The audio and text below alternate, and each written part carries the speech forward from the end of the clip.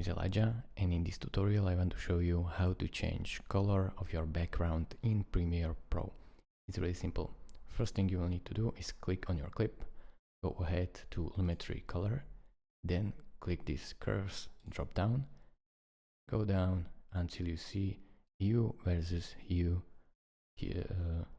curve. So click on this picker and then pick the color that you want to change. So we want to change the background color, so I will click right here, and then as you can see, this middle dot, you have to drag it down to change the color or up to also change the color on this spectrum. Just be aware of your camera limitations or of your clip limitations. As you can see, this is starting to break a little bit, so I will need to add point right here and right here to make sure that it doesn't look so bad. So you can also play with it, just don't hit the skin tones.